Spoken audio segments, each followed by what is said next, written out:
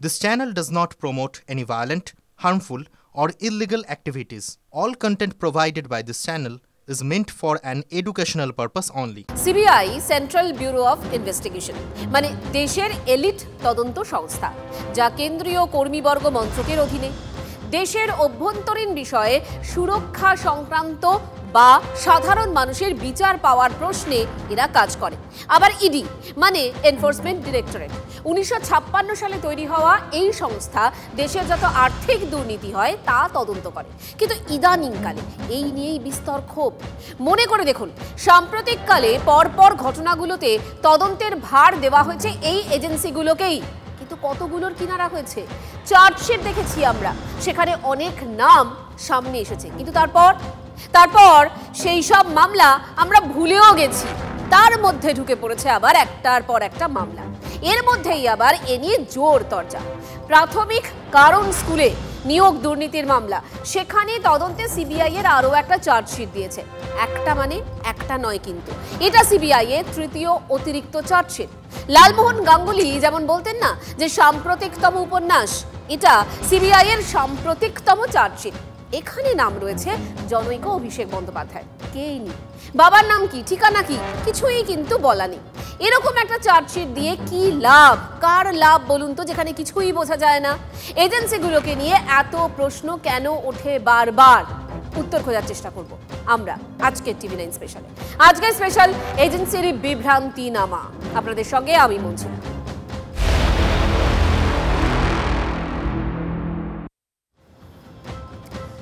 তদন্ত হচ্ছে প্রাথমিক নিয়োগ দুর্নীতি নিয়ে, তো সেই মামলার বয়সও ৩-৪ বছর হয়ে গেল। কি হলো সেই তদন্তে? কেউ তো ধরা পড়েছেন, আবার ছাড়াও পেয়ে গেছেন। প্রায় ঠান্ডা ঘরে চলে যাওয়া একটা মামলা, এবার একটা নাম ঘিরে বঙ্গ রাজনীতি উথাল পাথাল। সিবিআই এর তৃতীয় অতিরিক্ত চার্জশিটে নাম অভিষেক বন্দ্যোপাধ্যায়। আনা হলো সেই নাম আছে, কিন্তু পরিচয় তো বালাই নেই। এ যেন বাক্যে কর্ম নেই, আর কর্তা প্রধান হয় না। কাউকে কোনো কিছু সরাসরি না বলে ঘুরিয়ে বলতে গেলে যা করা উচিত সেটাই যেন হচ্ছে। কিন্তু কে এই অভিষেক বন্দ্যোপাধ্যায়, তার পরিচয় কি, সেটা তো সামনে আসছে না। কোন ভিত্তিতে তার নাম সামনে এলো? তাৎপর্যপূর্ণ বিষয় হলো, জনৈক অভিষেক বন্দ্যোপাধ্যায়ের নাম চার্জশিটে থাকলেও অভিযুক্ত হিসেবে কিন্তু তাকে দেখানো হয়নি। এই সব প্রশ্নের উত্তর খুঁজছেন রাজনীতির কারবারিরা। কিন্তু এমন অনেক প্রশ্নেরই তো উত্তর নেই, মেলে না। যেমন উত্তর নেই কেন তদন্ত শুরুর পর সবকিছু কার্যত শীতঘুমে চলে যায়। আপনাদের হয়তো অনেকেরই মনে আছে, সিবিআই মানে কেন্দ্রীয় এজেন্সি যে খাঁচাবন্দি তোতা, সেটা কতবার আদালত বুঝিয়েছে, কতবার ভর্ৎসনা হয়েছে। বিগবালে একবার মনে করাই আপনাদের। দেখুন, অগাস্ট মাসের 2021-এর অগাস্ট, সিবিআই এর শুধু সংসদের প্রতি দায়বদ্ধ থাকা উচিত। আমরা চাই না সিবিআই খাঁচায় বন্দি তোতা হয়ে থাকুক। চিটফান্ড মামলায় পর্যবেক্ষণ মাদ্রাজ হাইকোর্টের ছিল। এবং সেপ্টেম্বর 2024, সিবিআই এর ভাবমূর্তি খাঁচা থেকে মুক্ত তোতার মতো হওয়া উচিত। এটা সেই আবগারি কেলেঙ্কারির মামলায় মন্তব্য সুপ্রিম কোর্টের বিচারপতি উজ্জ্বল ভূঁইয়ার। একটার পর একটা মামলায় কেন্দ্রীয় এজেন্সির ভূমিকা প্রশ্নের মুখে উঠেছে। সে কয়লা খনি দুর্নীতি হোক, আবগারি দুর্নীতি। তার সঙ্গে আরও একটা বিষয় আছে, তা হলো বিরাট বড় নামের তালিকা, বাকিটা হেঁয়ালি। সিবিআই এর তৃতীয় সাপ্লিমেন্টারি চার্জশিটে পার্থ চট্টোপাধ্যায়কে প্রাক্তন শিক্ষামন্ত্রী, মানিক ভট্টাচার্যকে প্রাথমিক শিক্ষা পর্ষদের প্রাক্তন সভাপতি হিসেবে দেখানো হয়েছে। এমনকি বর্তমানে তৃণমূলের বহিষ্কৃত যুবনেতা শান্তনু বন্দ্যোপাধ্যায়ের পরিচয়ও সুস্পষ্টভাবে উল্লেখ করা হয়েছে চার্জশিটে। কিন্তু অভিষেক বন্দ্যোপাধ্যায় হিসেবে যার নাম রাখা হয়েছে, তিনি আসলে কে, তার পরিচয় কি, সেই সম্পর্কে কিন্তু একটা শব্দ কোথাও উল্লেখ করেনি এই সংস্থা। আর এই প্রেক্ষাপটে নেতাজি ইন্ডোরে তৃণমূলের সর্বভারতীয় সাধারণ সম্পাদকের মুখে কিন্তু সেই নাম ধোঁয়াশার চার্জশিট শোনা গেল। 28 পাতার চার্জশিট, 2 জায়গায় খালি আমার নামটা লিখেছে। তাও অভিষেক বন্দ্যোপাধ্যায় কে, বাড়ি কোথায়, সাংসদ না বিধায়ক না পঞ্চায়েত প্রধান, কোথায় থাকে, কার ছেলে, কোনো পরিচয় নেই। বিজেপি নেতারা যেমন ভাববাচ্ছে কথা বলতো, ইডি সিবিআই এখন ভাববাচ্ছে কথা বলছে। সিবিআই এর অতিরিক্ত চার্জশিটে অভিষেক নামের উল্লেখ থাকলেও বিস্তারিত পরিচয় দেওয়া নেই। কি আছে সেই চার্জশিটে যা ঘিরে এত বিতর্ক, এত আলোচনা? চলে যাওয়া প্রাথমিক নিয়োগ দুর্নীতিকাণ্ডের তদন্তকে অন্য মাত্রা দেওয়ার চেষ্টা করল সিবিআই। এই তদন্ত এগোতে গিয়ে কার্যত অন্ধকারে হাত টানানোর মতো পরিস্থিতি। ঠিক সেই সময় নতুন একটি নাম ভাসিয়ে দিল কেন্দ্রীয় গোয়েন্দা সংস্থা। তাদের তৃতীয় সাপ্লিমেন্টারি চার্জশিটে আনা হলো জনৈক অভিষেক বন্দ্যোপাধ্যায়ের নাম। অতিরিক্ত চার্জশিটে দাবি করা হয়েছে বেআইনি নিয়োগের জন্য কালীঘাটের কাকু বলে পরিচিত সুজয় কৃষ্ণ ভদ্রের কাছে 15 কোটি টাকা চান ওই ব্যক্তি। সাপ্লিমেন্টারি চার্জশিটে অভিষেকের নামের উল্লেখ থাকলেও তাকে অভিযুক্ত করা হয়নি, এমনকি তার পরিচয় সম্পর্কেও বিস্তারিত কিছু লেখেনি সিবিআই। তৃতীয় সাপ্লিমেন্টারি চার্জশিটে সিবিআই দাবি করেছে সুজয় কৃষ্ণ ভদ্র, শান্তনু বন্দ্যোপাধ্যায় ও কুন্তল ঘোষ 2000 চাকরি প্রার্থীর কাছ থেকে টাকা তোলার পরিকল্পনা করেছিলেন। টার্গেট ছিল আরও 100 কোটি টাকা তোলা। 20 কোটি টাকা করে ভাগ হওয়ার কথা ছিল জনৈক অভিষেক বন্দ্যোপাধ্যায়, পার্থ চট্টোপাধ্যায় ও মানিক ভট্টাচার্যের মধ্যে। কেন্দ্রীয় এজেন্সির অতিরিক্ত চার্জশিট অনুযায়ী বেআইনি নিয়োগের জন্য জনৈক অভিষেক বন্দ্যোপাধ্যায় 15 কোটি টাকা দাবি করেছেন বলে অভিযুক্ত সুজয় কৃষ্ণ ভদ্রকে বলতে শোনা গিয়েছে। যখন সুজয় কৃষ্ণ ভদ্র জানান যে তিনি আর টাকা জোগাড় করতে পারবেন না, কারণ ইতিমধ্যেই চাকরি প্রার্থীরা 6.5 লক্ষ টাকা করে দিয়ে দিয়েছে। একথা শুনে জনৈক অভিষেক বন্দ্যোপাধ্যায় সুজয়কে তাদের নিয়োগ বন্ধ করার জন্য বলে। তা না করলে ওই চাকরি প্রার্থীদের গ্রেফতার করিয়ে দেওয়া কিংবা দূরে বদলে করিয়ে দেওয়ার হুঁশিয়ারি দেওয়া হয় বলে দাবি করা হয়েছে চার্জশিটে। এই ইস্যুতে জনৈক অভিষেক বন্দ্যোপাধ্যায়ের সঙ্গে পার্থ চট্টোপাধ্যায়ের মতবিরোধও তৈরি হয় বলে উল্লেখ করা হয়েছে চার্জশিটে। তাৎপর্যপূর্ণ বিষয় হল সিবিআই এর তৃতীয় সাপ্লিমেন্টারি চার্জশিটে সুজয় কৃষ্ণ ভদ্রকে লিভস অ্যান্ড বাউন্ডসের চিফ অপারেটিং অফিসার হিসেবে উল্লেখ করা হয়েছে। পার্থ চট্টোপাধ্যায়কে প্রাক্তন শিক্ষামন্ত্রী এবং মানিক ভট্টাচার্যকে প্রাথমিক শিক্ষা পর্ষদের প্রাক্তন সভাপতি হিসাবে দেখানো হয়েছে। তৃণমূলের যুব নেতা শান্তনু বন্দ্যোপাধ্যায়ের পরিচয়ও সুস্পষ্টভাবে উল্লেখ করা হয়েছে সাপ্লিমেন্টারি চার্জশিটে। কিন্তু অভিষেক বন্দ্যোপাধ্যায় আসলে কে, কি তার পরিচয়, সে বিষয়ে একটি শব্দও উল্লেখ নেই কেন্দ্রীয় গোয়েন্দা সংস্থার তৃতীয় অতিরিক্ত চার্জশিটে। যদিও এই বিষয়ে তৃণমূলের সর্বভারতীয় সাধারণ সম্পাদক অভিষেক বন্দ্যোপাধ্যায়ের আইনজীবী সঞ্জয় বসু তার বিবৃতিতে অভিযোগ করেছেন, মরিয়া হই তার মক্কেলের ভাবমূর্তি নষ্টের চেষ্টা করছে সিবিআই। রাজনৈতিক উদ্দেশ্য প্রণোদিতভাবে ইমেজ নষ্টের চেষ্টা করা হচ্ছে। আমার মক্কেল ইডি ও সিবিআইকে তদন্তে সহযোগিতা করেছেন। এরপরও ভিত্তিহীন অভিযোগ করছে সিবিআই। সিবিআই এর এই অতিরিক্ত চার্জশিট জমা দেওয়ার পরে প্রাথমিক নিয়োগ দুর্নীতিকাণ্ডের তদন্ত কোন পথে এগোবে সেটাই এখন কৌতূহলের বিষয়। দেখুন, এই তদন্তের ক্ষেত্রে অন্তত যত কটা নাম আছে সব কটার আগাগোড়া থাকলেও একটা নাম মানে অভিষেক বন্দ্যোপাধ্যায়, এই নামটার কোনো আগাগোড়া নেই। যদিও রাজ্যের প্রধান বিরোধী দল অবশ্য কি বলছে, তারা বলছে কোন নাম নিয়ে আলোচনা তা তো পরিষ্কার।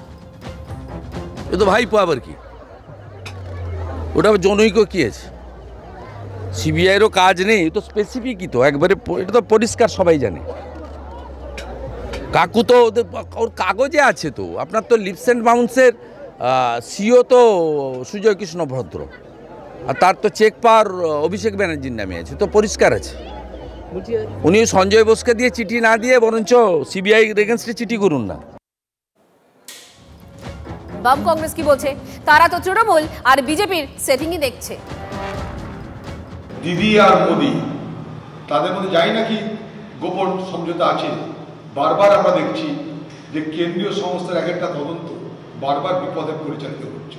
নামটাকে অস্বীকার করতে তদন্ত পারল না, কোনোভাবেই অস্বীকার করার সুযোগ নেই, নাম রাখতে হলো। কিন্তু মোদিজি চাইছে না নামটা আসুক, অতএব নামটা আসলো না, নামের পরিচয়টা আসলো না।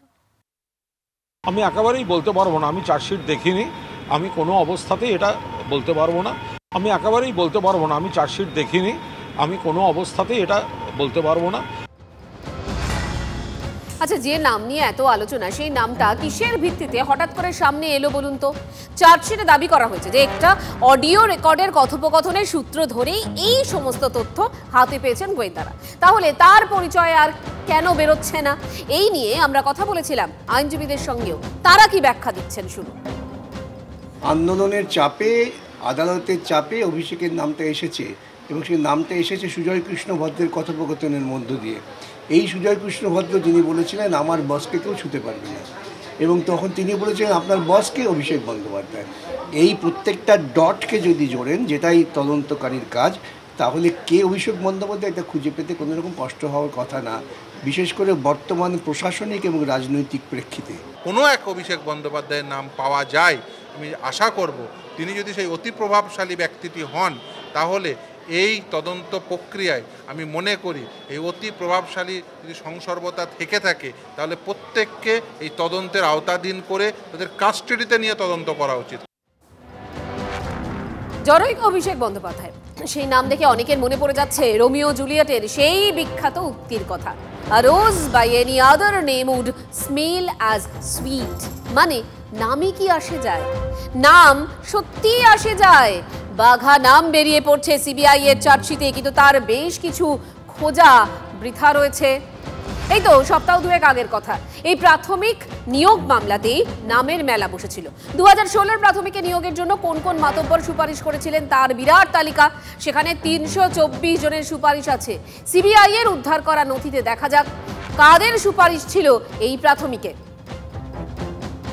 দিব্যেন্দু অধিকারী, সাংসদ দিব্যেন্দু অধিকারী, ভারতী ঘোষ এসপি, মমতা বালা ঠাকুর, সাংসদ মমতা বালা ঠাকুর, বিধায়ক শওকত মোল্লা, নির্মল ঘোষ, বিধায়ক রবীন্দ্রনাথ বিশ্বাস এবং বিধায়ক গুলশান মল্লিকের নাম ছিল। এছাড়াও বিধায়ক বীণা মণ্ডল, বিধায়ক শ্যামল সাত্রার নাম ছিল। কি কাণ্ড বলুন তো! সিবিআই এর জমা দেওয়া তালিকায় শাসক বিরোধী দুই দলেরই নেতাদের নাম রয়েছে। আর সে সময় অবশ্য সবাই তৃণমূলেই ছিলেন। তাকে তৃণমূল কংগ্রেসের পলিসি অনুসারে কাজ করতে হবে। তৃণমূল কংগ্রেসের সর্বময় নেত্রী যদি বলে থাকেন যে লিস্ট দিন, তো লিস্ট দিয়েছে তারা। যারা আজকে বিজেপির 2-3 জনের নাম আপনারা যারা এসেছে, তাদের সুপারিশে একজনেরও নিয়োগ হয়নি বা তাদেরকে ডেকে সিবিআই কে জিজ্ঞাসাবাদ করার প্রয়োজনও মনে করেন। তাদের নাম সিবিআই দিয়েছে, তারা এর ক্লারিফিকেশন দেবেন। এর সঙ্গে তৃণমূল কংগ্রেস কেন এর ক্লারিফিকেশন দেবে? আমি বলছি তো বিজেপি নেতাদের নাম আছে, বিজেপি নেতাদের তো বলতে হবে। এবার নথির সামনে এলো এক গাদা, নামও সামনে এলো, কিন্তু প্রশ্ন হলো তারপর কি হলো? এই সব নামের সঙ্গে কি যোগাযোগ করেছে তদন্তকারী সংস্থা, নাকি নামটা শুধু ভাসিয়ে দিয়ে এই কাজ শেষ? এসব দেখে অনেকে প্রশ্ন যে সিবিআই কি সব পেয়ে গিয়েও নামের পিছনে ধাওয়া করতে চাইছে না, নাকি করতে পারছে না?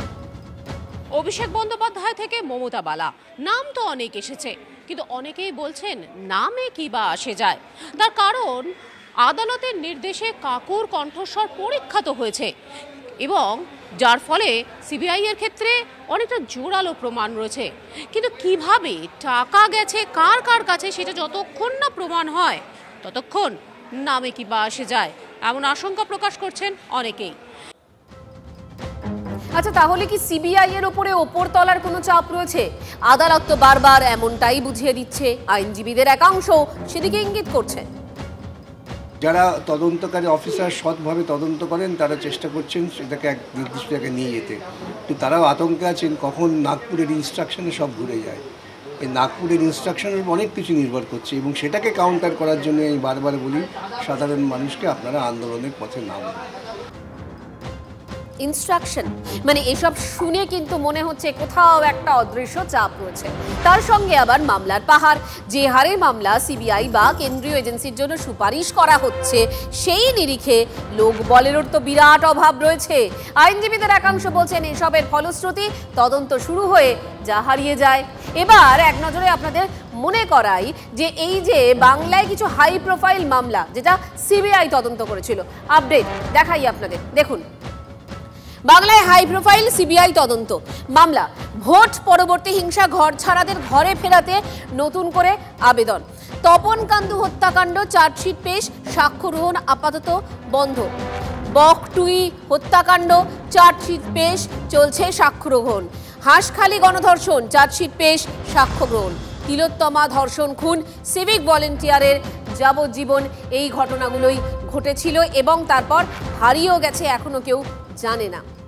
এবার যদি আপনাদের মনে করাই রবি ঠাকুরের সেই হারানো নোবেলের কথা, নোবেলের সিবিআই তদন্তের কি হলো, তারও তো উত্তর না খোঁজাই ভালো। এর সঙ্গে যদি রোজ ভ্যালি বা সারদার মতো চিটফান্ড মামলার কথা আসে, সেখানে তো বছরের পর বছর ধরে মামলা চলছে, সবটাই ঠান্ডা ঘরে। রেশন থেকে শিক্ষা বা পুরসভা দুর্নীতি তদন্ত করছে 2 কেন্দ্রীয় এজেন্সি। এবার এক নজরে দেখে নেওয়া যাক এই 2 এজেন্সির মার্কশিট। দেখাই আপনাদের। প্রথমে সিবিআই এর কথা বলবো। প্রায় 7000 দুর্নীতি মামলার তদন্ত থমকে এবং 361 মামলা 20 বছরের বেশি, তদন্ত নেই কোনো রকম অগ্রগতি। এরপর ইডির কথা বলি। ইডির মার্কশিট, আর্থিক তছরূপের মামলা যদি 911টা হয়ে থাকে, সেক্ষেত্রে দোষী সাব্যস্ত 42, অর্থাৎ এক্ষেত্রে 4.6% হচ্ছে সাফল্যের রেট। মেইন প্রবলেম হচ্ছে রিট্রিভ দ্য প্রপার্টিজ। দীর্ঘসূত্রতা হওয়ার পেছনে কিন্তু এরকম অনেকগুলো ফ্যাক্টর কাজ করছে। আজকে আমরা খালি কোর্টকে দোষ দিয়ে কিন্তু লাভ নেই। অনেক সময় স্টেটের কাছ থেকে আমরা জানতে চাইছি যে তাদের প্রপার্টিগুলোর ডিটেলসগুলো দেওয়া হোক, স্টেট আজ নয় কাল, কাল নয় পরশু করে অনেক দীর্ঘসূত্রতা করছে। এইগুলোই কিন্তু মেন কারণ। নামাবলী আছে, সূত্রও আছে, তাও যেন কিছু নেই, কেমন একটা উজ্জ ভাব। তার ফল কি হচ্ছে? মামলা হচ্ছে, এজেন্সিকে তদন্তের নির্দেশও দেওয়া হচ্ছে, কিন্তু বিশেষ কিছুই এগোচ্ছে না। কাউকে গারদে পড়ছে কেন্দ্রীয় এজেন্সি, তবে দোষী সাব্যস্ত করার আগে তারা মুক্তিও পেয়ে যাচ্ছে। এসব চলতে থাকলে এজেন্সির স্বচ্ছতা, দায়বদ্ধতা নিয়ে প্রশ্ন তো উঠবেই। সেই প্রশ্ন বারবার তুলবে TV9 বাংলা। আজকের স্পেশাল এ পর্যন্তই, আবার দেখা হবে আগামীকাল। সঙ্গে থাকবেন, ভালো থাকবেন।